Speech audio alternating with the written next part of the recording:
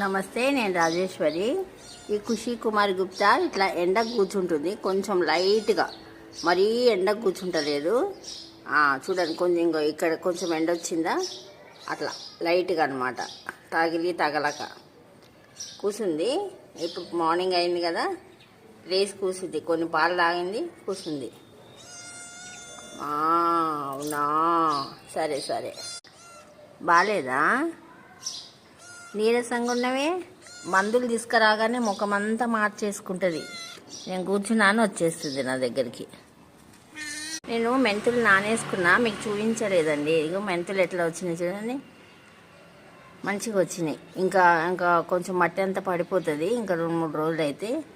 మళ్ళీ తర్వాత ఇది పుదీనా మనం తెచ్చుకుంటాం కదా, ఇట్లా నీళ్ళలో పెట్టుకున్నా. ఈసారి గ్లాసులో పెట్టుకునేదాన్ని, ఇలా పెట్టుకున్నా, కొంచెం బాగానే వచ్చింది. నాటేసుకోవాలి వీటిని, పుదీనాని. ఇలా మెంతం కూర కూడా వెళ్ళింది. కొత్తిమీర చూడాలి, కొత్తిమీర చూడలే, పైన వేసినాను కదా, వచ్చిందో లేదో చూపిస్తా.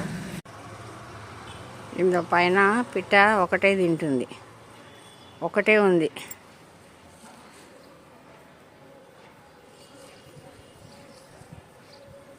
ప్లేట్ల బియ్యం ఉన్నాయి, కింద కొన్ని పడినట్టున్నాయి.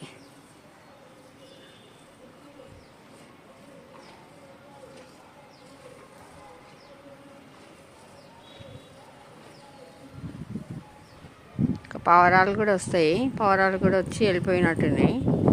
ఇది ఒక్కటి వచ్చి తింటుంది. ద్రాక్ష చెట్టు అయితే మంచిగా అవుతుందండి, బాగానే చిగురు వచ్చింది. అక్కడ కూడా మంచి కొమ్మ నుంచి వచ్చింది, ఇది బతికింది. నేను మిరియాల చెట్టు తెచ్చుకున్నా, మిరియాల చెట్టు చచ్చిపోయిందండి. అది అప్పుడు వర్షాలు బాగా పడినాయి కదా, మనం తెచ్చుకున్నాక చచ్చిపోయింది అది. ఖుషి ఇక్కడ చూడు, ఇది అల్లం పువ్వు కొంచెం విచ్చుకుందండి. 2-3 రెక్కలు అయితే బయటకు వచ్చినాయి, ఇంకా మొత్తం విచ్చుకుంటుంది అనుకుంటా. నేను మళ్ళీ చూపిస్తాను మీకు, చూడండి. అప్పుడు మొగ్గలాగుండే కదా, ఇప్పుడు కొంచెం విచ్చుకుంది. నల్ల పసుపు కూడా మంచిగా పెద్దగా అయిందండి, ఇంత పెద్దగా అయింది చూడండి, పెద్దగా అయింది. నల్ల పసుపు మంచిగా నాటుకుంది, మంచి దుంపలు ఇచ్చిండే బాబు. 2-3 దుంపలే ఇచ్చిండు, కానీ చాలా చెట్లు అయితే అయినాయండి. ఇది సన్నగా అయిందండి, బీరకాయ ఒకటి సన్నగా అయింది. చూడాలా, అసలు నాకేం అవుతలేవండి బీరకాయలు, సోరకాయలు, అసలు ఏం పెట్టుకున్నా ఏం అవుతలేదు. ఈడొకటి ఉందా పింద, మళ్ళీ ఇక్కడ ఒకటి వచ్చింది.